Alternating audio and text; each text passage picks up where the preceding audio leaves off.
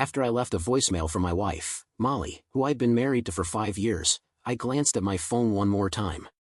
I'd just closed a huge service deal with a major company out here in California, one with offices across the country. I knew my boss, Brad Hunt, would be thrilled. This contract spelled growth for our IT firm and a solid bump in my salary. Maybe now, I thought, Molly and I could start that family we'd always talked about.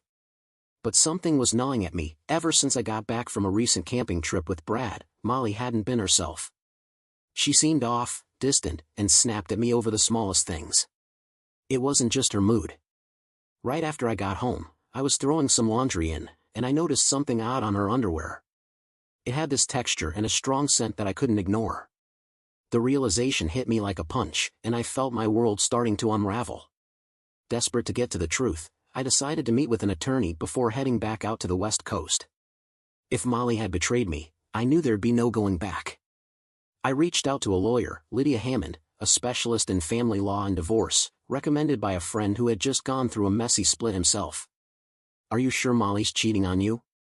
Lydia asked as I explained my suspicions. "Not 100%, I admitted, but I need to know. If she has, I want a divorce." "Divorces here don't typically assign fault," Lydia explained. "You could file for infidelity, but you'll need some solid proof, photographs, videos, that kind of thing." "What exactly would I need?" I asked, feeling a pang of dread. "An investigator could find out for sure if you'd like," she said. I nodded, and she offered to arrange it. "Since you both earn about the same, and you don't own property or have kids, it'll be a straightforward split. If infidelity is proven, we can use that to secure a more favorable outcome for you." "All right, let's do it," I agreed. "I'll be gone for about 3 days, so maybe that's when it'll happen." She contacted her investigator, Rick Simmons, who suggested I add a tracking app to Molly's phone and even offered a device to record our landline calls along with a small audio recorder for her purse. I hated resorting to this, but I needed to know. As days went by, even Brad started acting differently, like he knew something I didn't. It only made my gut churn harder. Finally, the day came. Molly drove me to the airport, kissed me goodbye, and I promised to call that evening. When I did, she surprised me by mentioning she'd be waitressing at a party Brad was hosting. One of his regular servers was out, and he'd asked Molly to cover, even offering her $150 for the night. "Okay, but be careful," I said, trying to sound casual. "Just tell me about it tomorrow." "Sure," she replied. "You know I love you, right?" "I love you too, Molly," I said, hanging up with a knot forming in my stomach. Right after, I called Rick to let him know where she'd be that night. "We'll keep an eye on her and update you," he assured me. The next day, I tried calling Molly's cell, but there was no answer. I called our landline, but again, just the machine. Telling myself she couldn't have spent the night at Brad's, I pushed through the day until an email came from Rick. "Molly spent the night at Brad's place and is still there," it read. He'd attached photos, ones I won't forget anytime soon. She hadn't just been with Brad, there were 2 other men, guys I used to call friends. My hands started shaking as I stared at those pictures. I could hardly breathe, let alone think. I tried calling her again, only to get her voicemail, so I headed down to the hotel bar to drown my anger. By morning, I checked the tracker, and sure enough, her phone was still at Brad's. Rick's follow-up email confirmed it with more pictures, showing her with a large group that included Brad's son, Matt, and several employees from Brad's IT team. There were others I didn't even recognize, probably friends of Matt's. I felt sick to my core. With the contract signed, I packed up, checked out of the hotel, and caught an early flight home. When I arrived, Molly's car was gone, so I went inside to change. I called Lydia, and her receptionist said she'd be able to see me that afternoon. When Molly finally picked up her phone, she sounded a little breathless. "Hey, it's me," I said, trying to keep my tone even. "Where are you?" "I'm at home," she replied, sounding composed.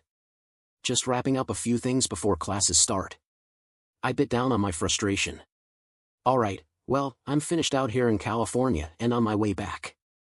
"Oh, all right," she responded, her tone soft. "I miss you so much. Call me when you land, and I'll come pick you up at the airport." "No need," I replied. "I'll just grab a taxi." I hung up, noting how I hadn't told her I loved her or said anything about looking forward to seeing her. She probably noticed. With a sigh, I left the house to visit Lydia. Meanwhile, I imagined Molly looking at her phone, confused. Normally, I ended every call by telling her I loved her, but not this time. And my voice probably sounded more distant than usual. She'd initially planned to come home after that first night, but lying between Brad and his son felt too enticing to leave.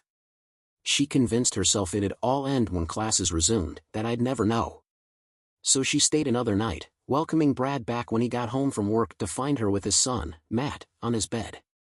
Brad just smirked and said, "Maybe I should send your husband on trips more often." "You know I have classes starting soon," she said, chuckling as if this whole thing was a game. "So I'll be tied up for next week." I'd never do anything with him around. "Why not?" Brad teased. "Maybe he'd like to see what real men do." Brad and Matt laughed, clearly pleased with themselves. She said, "I had a great time, but I don't want to hurt Mason. I still love him." "Well, maybe I'll make sure he's gone for another weekend," Brad suggested. "Then you can come visit us again." "It does sound fun," she replied with a smirk, "but at some point, he'll find out. Mason's not an idiot." Brad shrugged and picked up a video camera. "Don't worry, I'll take care of Mason. But here's the thing, I don't want you with him anymore. You're ours now. Got it?" "All right," she muttered, "I'll think of something." And just like that, Molly turned into someone I didn't recognize, enjoying attention from Brad's friends and colleagues like she was at some twisted party. When I finally saw all the evidence Rick collected, it hit me hard. There were photos, even 2 DVDs of her with multiple men, doing things she'd never do with me. Watching it was like watching a stranger, someone unrecognizable in her actions and choices. Lydia tried to offer some consolation, but it was clear there was no going back. Why would she do this? I muttered, still shocked by the betrayal after 5 years together. And Brad, too, someone I thought was a friend. "We'll proceed with the divorce and cite infidelity," Lydia confirmed. "I can also file a lawsuit for alienation of affection against Brad and the others. It may not go far, but we could get a decent settlement." "Do what you have to," I said, my voice hollow. "Just keep it together, all right?" Lydia warned. "Don't go doing anything you regret." "I won't," I assured her. "But I'm done here, and I can't work for Brad anymore. I can't be around him or those guys." I left Lydia's office, sat in my car, and scrolled through my contacts until I found Gabriel Nelson's number, CEO of Empire. "Nelson here," Gabriel answered. "Gabriel, it's Mason. Mason Ford." "Mason, it's been a while," he replied warmly. "How are things?" "Could be better," I admitted. "Is that opening still available at Empire?" Gabriel had been trying to recruit me for some time, but out of loyalty to Brad, I'd turned him down. Now, that loyalty is gone. "Of course, it's still open," Gabriel replied. "Have you finally decided to join a respectable team?" "Yeah, something like that," I said, holding back the full truth. "Let's just say I've realized I can't stay where I am anymore." "I'm sorry to hear that, Mason. Is there anything I can do?" "Just give me a job," I told him. "I'll give you everything I gave Brad and more." "No problem," Gabriel said. "Why don't you and Molly come over tonight for dinner? Rose makes a lasagna to die for. We can catch up, and I'll go over the offer details." "I'd love to, but I won't be bringing Molly," I said, my tone serious. "Oh," he paused. "Is everything all right?" "I'd rather explain in person, Gabriel," I replied. "Let's just say it's complicated." "All right," he said, clearly concerned. "Well, Rose is a certified counselor. If you need to talk, she might be able to help." "That actually sounds good," I replied, grateful for the offer. "Come around 6:30? Gabriel suggested. "I'll see you then," I said, ending the call and feeling a sliver of relief for the first time in days. "Sure thing," I told Gabriel, glancing at my watch. "Tonight at 6:30, then. Thanks again, buddy." Ending the call, I felt a weight lift off my shoulders. With Gabriel's job offer confirmed, the future looked clearer. I started the car and headed home, where Molly was still nowhere to be found. I grabbed my briefcase, stepped inside, and took a long shower. After changing clothes, I sat down at the computer to write up my resignation letter. Around 5 o'clock, Molly finally showed up, and when she saw me at the computer, she came over to kiss me. I turned away, and she ended up awkwardly planting it on my cheek. Everything okay? She asked, looking a little taken aback. Not really, I replied. I'm not feeling well. Probably jet lag or something. I'll just sleep on the futon tonight. You're going out? She asked, frowning. Will you be coming back? I have dinner plans, I told her, ignoring the flicker of concern in her eyes. Are you meeting a woman? She asked, sounding tense. You're wondering if I'm cheating on you? I responded.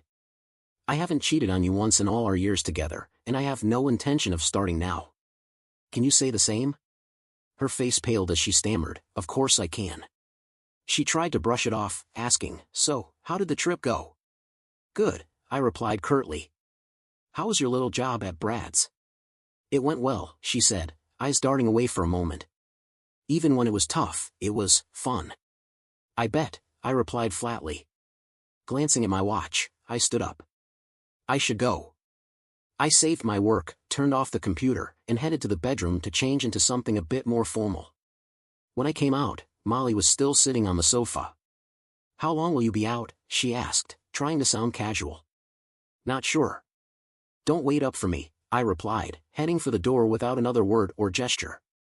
She watched as I left, likely noticing that I hadn't kissed her goodbye or said I loved her, something I always did. As soon as I pulled out of the driveway, she reached for the phone and called Brad. She had no idea that her every word was being recorded. Brad, I think he knows something, she said, sounding anxious.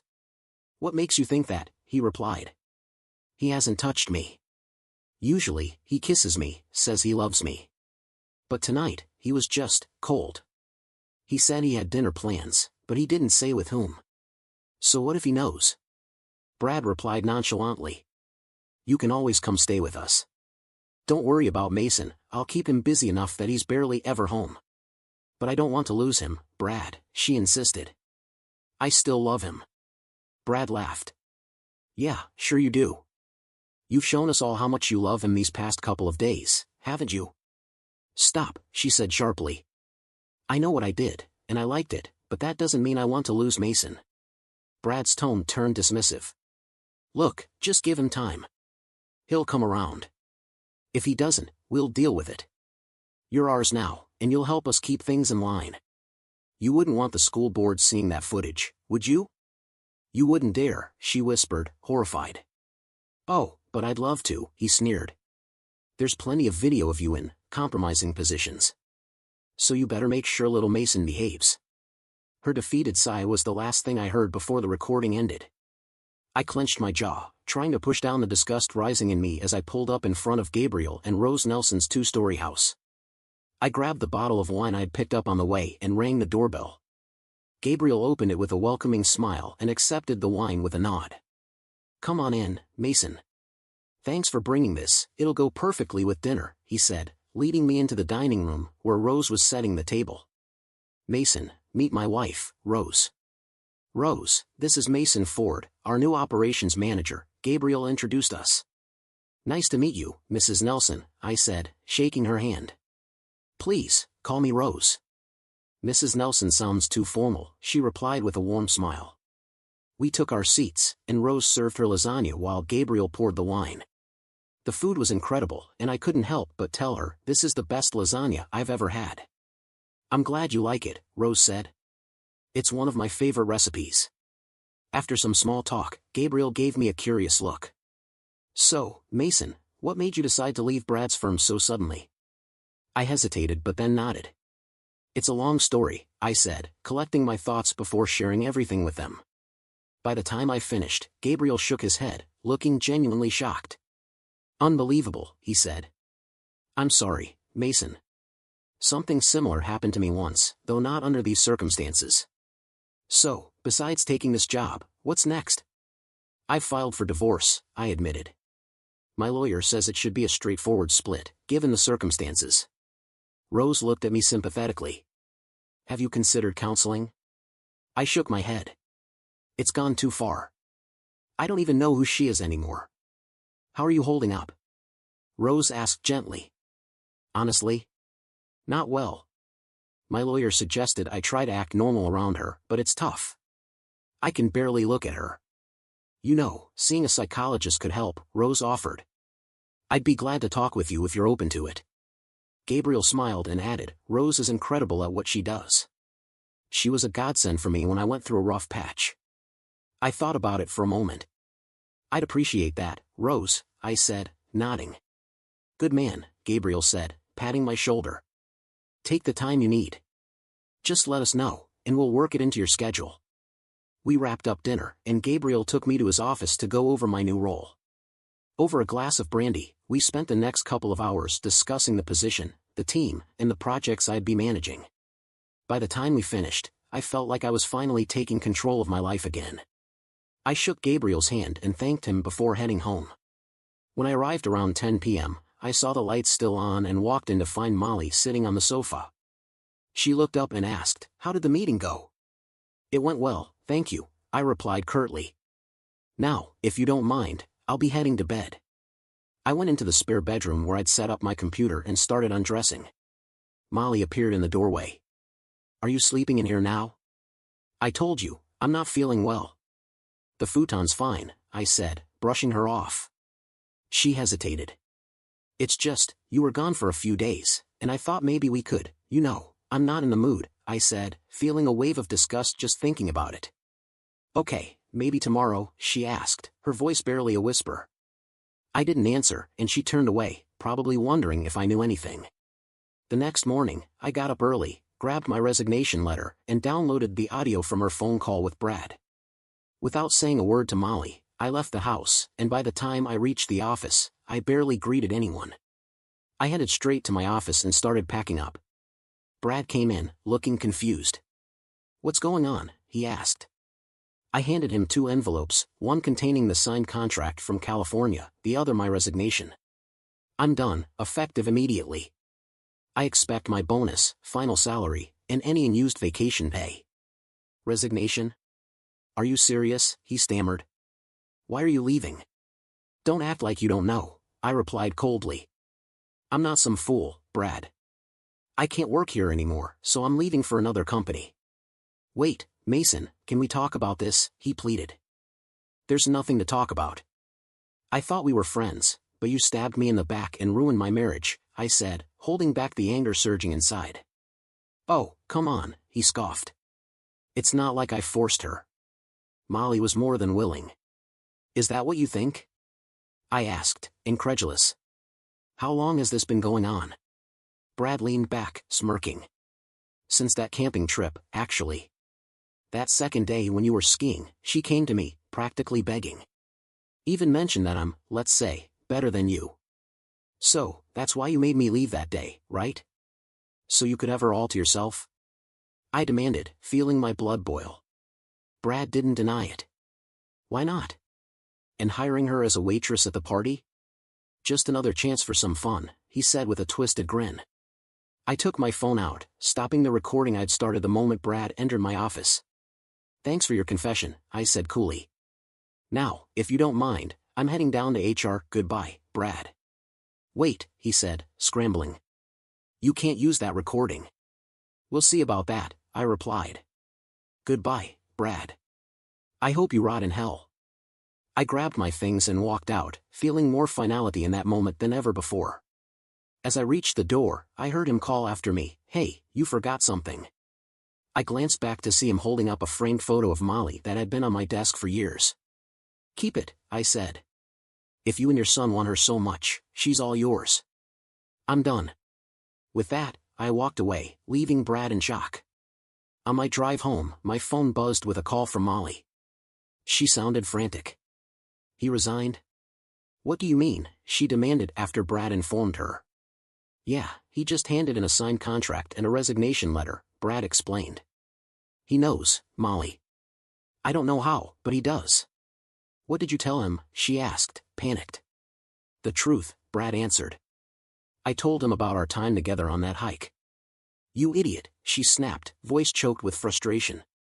And what about the photo of me he kept? Oh, he didn't want it, Brad said. Told me to keep it. Guess he's really done with you. Molly was crying now. So what do we do? She asked, defeated. Not my problem, Brad replied dismissively. He's your husband, you figure it out. Unless, of course, you want me to step in and make him see things our way. No, she whispered. You've done enough. Just stay out of it. I'll handle things. Brad gave a nonchalant as you wish and hung up. When I pulled into my driveway, I saw Molly's car parked outside. I checked around, making sure Brad's wasn't anywhere nearby, then grabbed my things and headed inside. Molly was sitting on the couch, eyes puffy and red. Without a word, I went into my home office, locked the door, and pulled up the recordings of her conversation with Brad. Listening to her unraveling panic as she tried to explain things with Brad made me feel both vindicated and sick. I forwarded the file to Lydia, then called her. Mason, she answered, I just got your email. I'm finalizing your documents now. When can they be submitted? I asked, eager to close this chapter.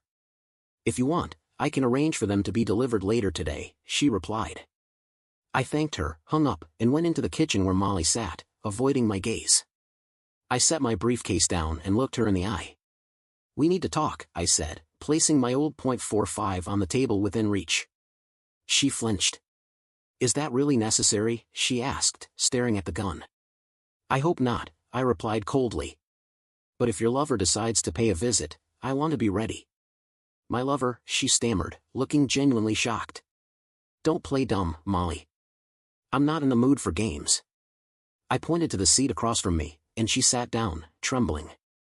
Later today, someone's coming by with papers for you, I said. Her face paled. Papers? You mean, divorce? That's right, I said, my tone unyielding. I know everything about Brad, his son, and the others you were with. I filed for divorce on grounds of infidelity. She shook her head, denying it. You don't have any proof, she insisted. Oh, don't I? I reached into an envelope and laid out time-stamped photos, each one showing her in compromising positions with multiple men, including Brad. I also have video and audio. Would you like to watch? She dropped her head, realization dawning that her pleas would be useless. Fine, she whispered. Considering the circumstances, I'm being fair. No alimony, half of what's in the bank, and we keep our separate pensions. I canceled your credit card, and here's a cashier's check for your share of the remaining balance. There's also a restraining order requiring you to stay at least 500 feet away from me, my home, and my workplace. Tears rolled down her cheeks as she asked, So you're kicking me out? Yes. You'll have time to pack up your things before you're served the papers. What if I contest this? She asked, voice shaking with desperation. I laughed. Do you really think that's wise? How would your school board react if I sent them these photos and videos? Do you think parents would want you teaching their kids? Her shoulders slumped as she nodded. You wouldn't do that, would you? Are you willing to risk it? I asked, my tone icy. She shook her head, defeated. Hand over your rings and plan to revert to your maiden name, I said. It's part of the deal. Molly looked at me, stunned. You've become so cold, so heartless. I learned from the best, I replied. I have one question, what happened to you? How did you go from a loving wife to this? She couldn't look at me. It happened on that camping trip, she murmured. You were on the lake, and I was resting in the tent. Brad walked by and saw me undressed. He came in, and, well, it just happened. So, just like that, some guy walks in, and you're ready to throw away everything we had? I asked, voice full of contempt. How many times did it happen during that trip? Twice, she admitted. Once when you were skiing, and then again when he sent you back to the office. I shook my head, pointing at the photos. I noticed none of these men used protection. You weren't concerned about getting pregnant or catching something? I'm on the pill, she muttered. Don't make it foolproof, I replied. Did you ever think about the risks, or were you just that reckless? Oh God, no, she whispered, covering her face. You know, over the years, I had opportunities to stray, I told her. Women are far more attractive than you. But I never took them because I thought I had a loyal, faithful wife. Now I realize I was living in a fantasy. I pointed to the pile of bags she had gathered. Go pack. Anything you leave behind will be burned or donated. She begged, can't we try counseling? Please, I'll change, I promise. I stared at her, feeling a numbness settle in. I will never forgive you for this, Molly. Not after everything you've done. Now pack your things. Whatever's left will be gone by tomorrow. Tears streaming, she packed one bag after another, glancing at me one last time. Can you at least help me carry these to the car? No, I replied. It's your trash, you take it. And remember, if you leave anything, even that wedding dress, it'll be gone by tomorrow. My wedding dress. My parents spent thousands on that, she cried. Then you better take it if you care so much, I said, turning away as she carried bag after bag to her car. 2 hours later, she was exhausted. I can't fit anything else in the car. Can I come back for the rest? No. You can arrange for someone to get it, but you're not coming near this house, I replied. There's a restraining order against you. She gave me a weary, tearful look. What will I tell my parents? Try the truth for a change, I said. Tell them you cheated on me with my boss and several others. If I tell them that, they'll disown me, she said. Not my problem, I replied coldly. But if you try to paint me as the villain, you know they'll find out the whole story. Just then, there was a knock on the door. I looked at her. That's for you. Molly answered, opening the door to a sheriff's deputy. Are you Molly Ford? He asked. She nodded, and he handed her an envelope. You've been served, he said. You're required to vacate the premises immediately. With tears rolling down her cheeks, she signed the papers and looked back at me. I'm so sorry, she whispered. Yeah, me too. Goodbye, Molly, I said. She left without another word, escorted by the deputy. The next few days were a blur, but I didn't hear from her again. Brad, though, called twice, leaving threatening messages. Mason, I know you're there, he barked in one. Drop this lawsuit, or I swear I'll make you pay. I saved the voicemail and sent it to Lydia, who immediately involved the sheriff's department. Molly's parents, Todd and Freya, called soon after, asking if they could pick up her things. I agreed, telling them to ensure she stayed away. When they arrived, they tried to talk me out of the divorce. She just made a mistake, Freya said tearfully. Surely, you can forgive her. What did she tell you? I asked. She said she had a fight with your boss, Freya replied, clearly confused. I took out the envelope of photos and DVDs, laying them out on the table. Their faces fell as they saw the images. I'm sorry she didn't tell you the truth, I said. It was much worse than she made it seem. Oh, Mason, Freya whispered, horrified. I had no idea. Todd's face turned red with rage. I'm going to have a word with our daughter, he said, loading the last of her things. They both hugged me tightly before they left. Later that evening, there was another knock on my door. I checked the peephole and saw Brad, his son Matt, and two of my former colleagues. Quickly, I went to my office, grabbed my gun, and called 911, keeping the weapon hidden behind my back. I barely managed to open the door before they stormed inside, Brad leading the charge. I'm gonna teach you a lesson, you piece of, he snarled, stepping forward menacingly. I pulled out my pistol and aimed it right at him. That froze him and his buddies in their tracks. You really want to test me? I asked, my voice steady. Just so you know, I've already called the emergency services. The cops are on their way. If you're still here when they show up, you'll all be arrested for violating the restraining order. Brad, I think he's serious, muttered one of the guys, glancing nervously at the flashing red and blue lights pulling up outside. Yeah, Brad, I'm serious, I confirmed as the police sirens grew louder. They turned to leave, but it was too late. Two uniformed officers were already standing in the doorway. One of the officers took charge. Put the weapon down, sir, he said to me firmly. I placed the gun on the kitchen table and raised my hands in compliance. Officer, I said, nodding toward Brad and his friends, these men violated a restraining order, broke into my home, and threatened me. I'd like them arrested. Do you have a copy of the order? One of the officers asked. I pulled an envelope from the kitchen drawer, handing it over. The officer studied it briefly before turning to the four men. Turn around and put your hands behind your back, he ordered. The officers cuffed them, reading them their rights. Brad glared at me, but I just stood back, watching as they were led away. Do you have a license for this firearm? One of the officers asked. Yes, officer, I do, I replied, showing him my driver's license and firearms certification. He nodded, giving me a word of caution. Be careful with that, he said. Understood. Thank you, officer, I replied, feeling a strange sense of relief as the police finally left. The next 3 months passed quickly, with life settling into a new routine. Working at Empire was far more fulfilling than my time with Brad's company had ever been. Rose's weekly counseling sessions helped me work through the lingering anger and trust issues, and I'd even picked up a few new habits. I started hitting the gym 3 times a week, joined a martial arts class for mental discipline, and even followed a diet and fitness program Rose recommended. The divorce itself was straightforward, Molly didn't contest it. But the alienation of affection lawsuits was another story. Lydia warned me that these cases were tough, but remarkably, 2 of the defendants were eventually fired due to the publicity. The case against Brad, however, was the one that shocked us all. After hearing testimony and reviewing Lydia's evidence, including Brad's financials, the judge ruled in my favor, awarding a judgment of $1 million. At the end of the trial, the judge had some harsh words for Brad. "Mr. Hunt," he began, looking down at him with clear disapproval, "your conduct in this case is appalling. Not only did you betray a man who considered you a friend, but you also used your position to destroy his marriage and personal life. And I see here that you've violated a restraining order multiple times.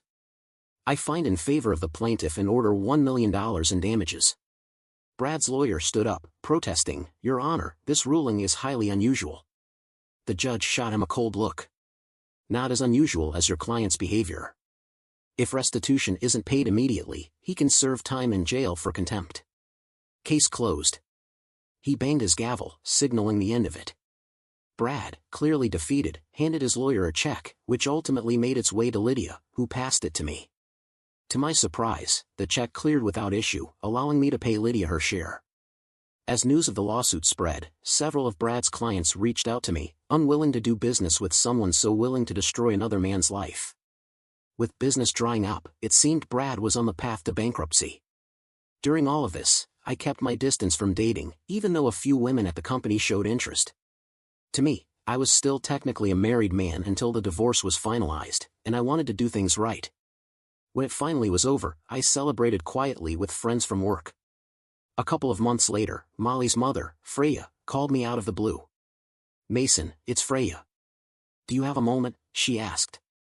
"Of course, Freya," I said, wondering what this was about. "It's Molly," she said, her voice shaking. "She's HIV positive. She just got her test results." "I'm sorry to hear that," I said. "But, honestly, I'm not surprised. We're officially divorced now, so there's nothing I can do." "I understand," she replied softly. "But I was hoping you might consider speaking to her. She's not handling this well."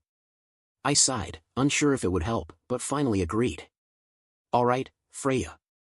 I'll come by for a few minutes." When I arrived, I was shocked to see how much Molly had changed. She looked thin and frail, nothing like the woman I once knew. She tried to approach me, but I held up my hand, keeping my distance. Saddened, she sat on the sofa and motioned for me to join her. "You look good, Mason," she said weakly, offering a sad smile. "Better than I remember. How have you been?" "I'm doing okay, Molly. New job, new friends, new outlook. How are you holding up?" "Not well," she admitted, barely able to meet my gaze. "You know, I'm HIV positive now." "Your mom told me," I said. "I'm sorry to hear that. Do you know when?" "I think it happened during one of those days with Brad," she confessed. I was with multiple men, and none of them used protection." I nodded, letting her words sink in. "Does Brad know?" "Not yet," she replied, her voice barely a whisper. "But I'll have to tell him soon." I shook my head, unable to fathom the mess she had entangled herself in. "Well, I'm sure you won't take it well," I said, knowing Brad's temper. "No, probably not," she agreed. She took a deep breath, looking down at her hands. "Mason, I just want to say, I'm sorry. I realize now how many lives I ruined. I had the best husband anyone could ask for, and I threw it all away. I know you probably hate me, and you have every right to, but I don't want to leave this world without knowing if you can forgive me." For the first time, I felt that she truly understood the weight of her actions. I could see how deeply she regretted it, and I remembered Rose's advice about forgiveness. Holding on to anger would only hold me back. "All right, Molly," I said, nodding slowly. "I forgive you. Tears streamed down her face as she whispered, "Thank you. That means more to me than you'll ever know." She composed herself and added, "You deserve to be happy, Mason. Find someone to love and trust. Have a family, and move on." "I will," I replied, appreciating the sentiment. "And if you ever need someone to talk to, let me know." She nodded, wiping her eyes. "I will. Thank you for coming, Mason. I've missed you." "I missed the woman I married," I said gently. "By the way, how are things with Brad and Matt?" She shook her head. "It's not good. Brad's become even more abusive since the lawsuit, and his business is falling apart. He's been very harsh with me lately. Do you want me to be there when you tell him about your diagnosis?" I asked. "No, but thank you. I need to do this alone." We said our goodbyes, and as I left, Freya hugged me tightly. "Thank you, Mason." It meant the world to her and to me. A couple of weeks later, while I was eating dinner, a news report caught my attention. Local businessman and 2 others found dead in suspected murder-suicide, the anchor announced. Brad Hunt, his son, and an unidentified woman were found with fatal gunshot wounds. Authorities are investigating and will release more details soon. I froze, reaching for my phone and dialing Freya. She answered, sobbing. "Freya, I just saw the news." "Was it?" "It was her, Mason," she choked out. "Brad shot her, then his son, and finally himself." "Oh my God, I'm so sorry," I whispered, feeling a wave of sadness. "I know, Mason," she said, her voice breaking. I think she told him about her diagnosis, and he snapped. "They're doing an autopsy now. I never wanted any of this, Freya. I hope you know that." "I do, Mason. Thank you for making peace with her. I like to think she's at peace now." "I hope so," I said quietly. "Let me know if there's anything I can do." At Molly's memorial, I was there with her parents, paying my last respects. The autopsy revealed that Brad and Matt had both been HIV positive as well. Apparently, when Brad and Matt learned they were HIV positive, everything spiraled. Molly had tried to suggest they all get tested, but upon hearing the news, Brad had snapped, taking her life, his son's, and finally his own. It was tragic, and it all felt so senseless. I spent the next few days reflecting on everything, mourning not only the loss of the woman I once loved but the life I thought we'd share. The memories of our good years lingered, a bittersweet reminder of what once was. Then, one day, as I was getting ready to leave the office, Tracy, one of my coworkers, stopped by. "Hey, Mason," she said with a warm smile, "would you like to join us for happy hour tonight? I figured you might need a little company." For a moment, I almost turned her down. The idea of putting myself out there again felt foreign and a bit daunting. But then, a thought crossed my mind: life was moving forward, and maybe I should, too. "What the hell," I said, smiling back at her. "I could use some good company." "Well, then," she replied, her smile widening, "we'll see you at Hitchhikers after work." As she left, I leaned back in my chair, a strange but welcome sense of peace settling over me. The cycle of life continued, and for the first time in a long while, I felt ready to see where it might take me next.